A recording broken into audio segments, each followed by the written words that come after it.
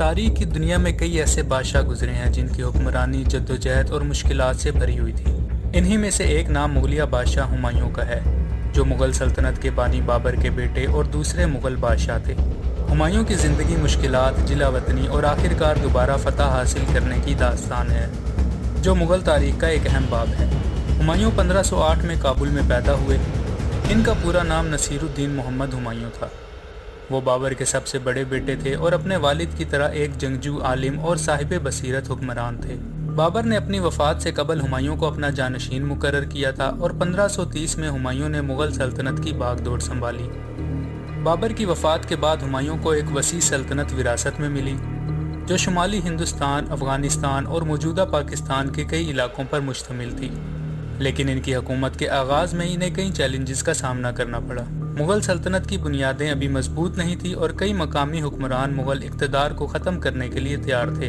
ہمایوں کی سب سے بڑی آزمائش افغان سردار شیر خان، جو بعد میں شیر شاہ سوری کے نام سے مشہور ہوا، کے ساتھ مقابلہ تھا۔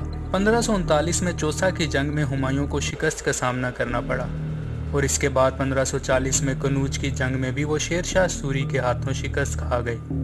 یہ شکستیں ہمایوں کے لیے تباہ کن ثابت ہوئیں اور انہیں مغل سلطنت چھوڑنے پر مجبور کر دیا۔ شیر شاہ سوری کی فتح کے بعد ہمایوں کے لیے مشکلات کا طویل دور شروع ہو گیا۔ وہ اپنے خاندان کے ہمراہ ایران کی طرف جلا وطن ہو گئے، جہاں صفوی بادشاہ نے ان کی مدد کی۔ ہمایوں نے ایران میں تقریباً 15 سال گزارے، جہاں انہوں نے دوبارہ اپنی سلطنت حاصل کرنے کی حکمت عملی تیار کی۔ ہمایوں کی ایران میں موجودگی نے ان کے لیے نئی راہیں کھولی۔ بادشاہ نے نہ صرف انہیں سیاسی پناہ دی بلکہ فوجی مدد بھی فراہم کی۔ اس تعاون کی بنیاد پر ہمایوں نے دوبارہ ہندوستان پر حملہ کرنے اور اپنی کھوئی ہوئی سلطنت واپس حاصل کرنے کا منصوبہ بنایا۔ 1555 میں ہمایوں نے ہندوستان کی طرف پیش قدمی کی اور مغل فوج کی قیادت کرتے ہوئے افغان حکمرانوں کو شکست دی۔ دلی اور لاہور کو دوبارہ فتح کر کے ہمایوں نے ایک بار پھر مغل سلطنت کا تاج اپنے سر پر سجایا۔ یہ ایک بڑی کامیابی تھی جو ان کے عزم اور حوصلے کی عکاسی کرتی تھی۔ ہمایوں نے دوبارہ حکمرانی کے بعد سلطنت کی اصلاحات پر توجہ دی۔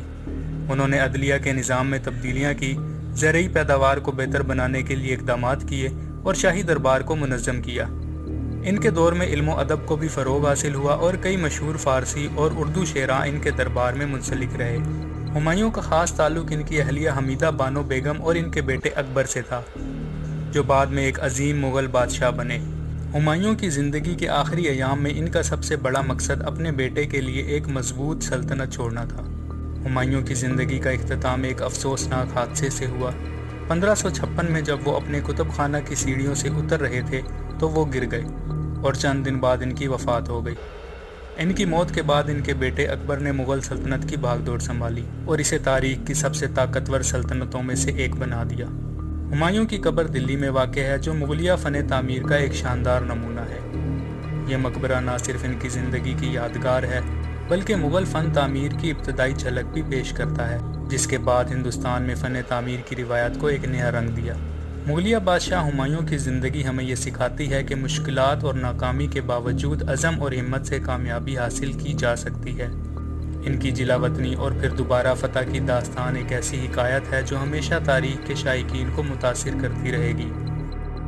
مزید ویڈیوز کے لیے چینل کو سبسکرائب کریں۔